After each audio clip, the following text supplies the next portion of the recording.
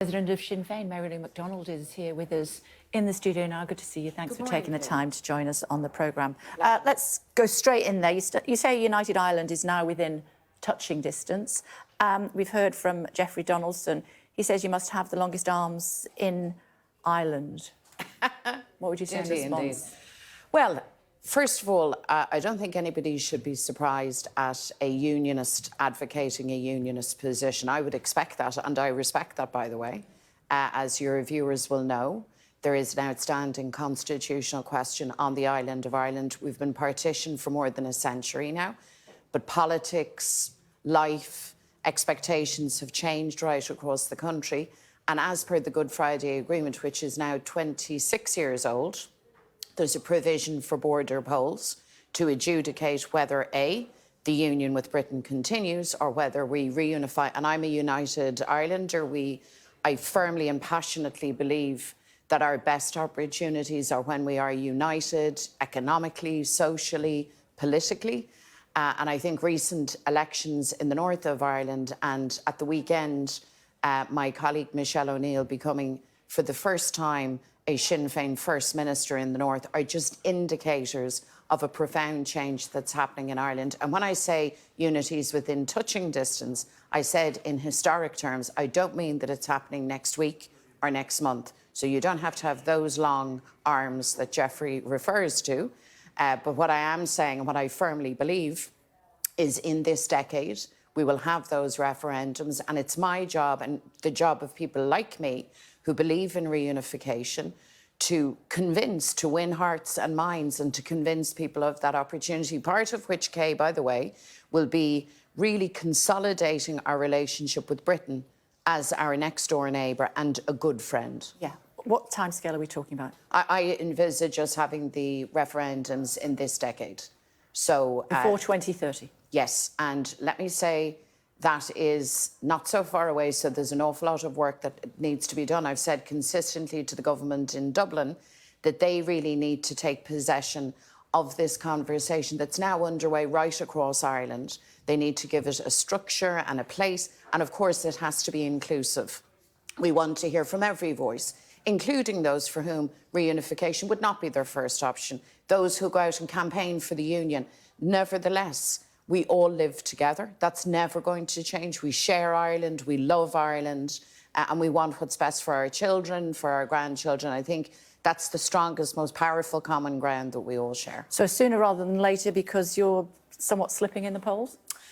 Yeah, I mean, today we haven't had a good poll. There's a lot of polls out and we're up and we're down. I mean, I always listen to them. I prefer when we're having, when we're up in the polls, but the message from the electorate always needs to be heard and heeded. And what this means is that we will work harder. I mean, that doesn't dim my determination in respect of Irish reunification, or indeed in respect of the opportunity for Ireland to have a government of change, a government for the first time without Fianna Fáil or Fine Gael, who, as you know, are the two big beasts, traditionally the two big establishment parties. So I think, notwithstanding the poll, it's still very much game on for that. There is a huge amount of work to be done. We have a housing crisis, we have issues in our health service, but we also have huge opportunities in climate, in developing our economy, and I want us to grasp those with both hands. What's your relationship like with Sir Keir Starmer? Do you think that he would take your calls for a border poll more seriously than a Conservative government? Well, look, I think irrespective of who is in number 10 Downing Street, the rule book is written.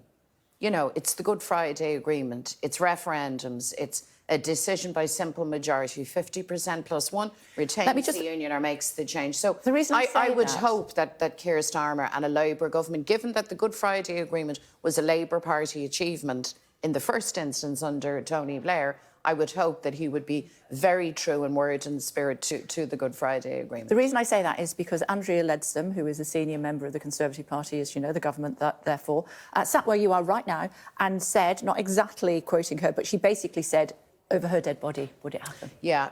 I don't think she quite said that. I think I saw the piece. Well, look, I mean, everyone's entitled to their view, but I would just remind her and others that the agreement is very clear. Irish people, North and South, will make that call without coercion or impediment.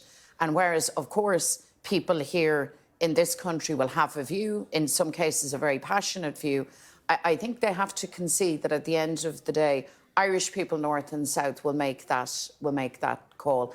And it shouldn't be such a melodramatic over my dead body, not that the woman said that, type of moment. We need to understand... Basically what she meant. Well, quite possibly, but I mean, we live now in a global village. Like, we're all very interdependent, and a thriving, united, prosperous Ireland is good for this part of it, it's good for Europe, and it's good for the world. So I would appeal to Tories who are, you know, unionist in tooth and claw. Fine, that's your view.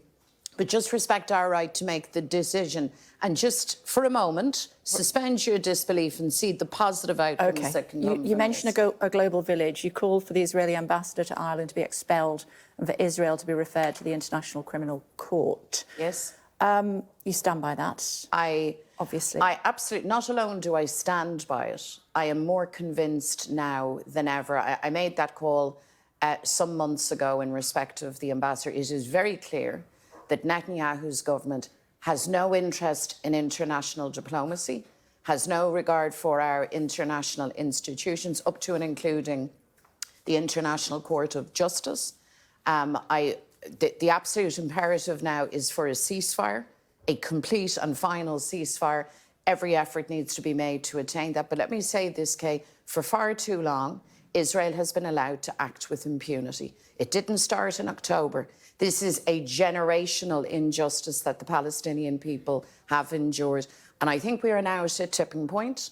And I hope we are now at a point that even if some of the international leadership is still very blind to justice, that all of us, activists, individuals, families, communities, mothers, fathers, say loudly and clearly, this needs to stop. And that means Israel has to be held to account. OK, final thought before I let you go. Thank you for your fulsome answers, I should say. I want to just ask you quickly about your elder sister, who was born a man, transitioned, I think, in 2021. Given that, how did you feel when you heard what Rishi Sunak said yesterday? Well, I arrived in yesterday night, and I just caught some of the exchange. You know, I think it's disappointing if anybody in leadership uses an issue around a person's identity, their gender identity, their sense of self, to try and score a political point against another. I just think that's very unwelcome, because all of us in the cut and thrust of politics, and it can be adversarial, and we have to have fairly thick skins, and we can't be overly precious about ourselves. But you shouldn't incur damage on others, and particularly when those in the trans community are vulnerable and feel very often vulnerable, when our job as people is to embrace everybody, to live and let live, and to allow people their space, their dignity and their respect. And I think it was most unfortunate, given that there was a mother of a young trans woman who had lost their life, whose life was taken so brutally. I think that added to it. But this isn't a question just of bad manners or etiquette. This is a question of fundamentally respecting human beings and knowing your place. And nobody has the right, actually, in my opinion, to stray or to cross lines like that and to cause any kind of stress or harm to people, irrespective of their identity, but particularly vulnerable communities. Okay. So that is what I would say at that. And I would imagine that the Prime Minister, if he's thoughtful, would apologise for that or clarify his position. I think that would be very useful. OK, Marilyn McDonald, it's great to see you. You can talk more than I can. That's quite an achievement. Yeah, it's the Irish roots, I think. It's the Irish roots, for sure. It's nice to see you. Thank you so much. Thanks a lot.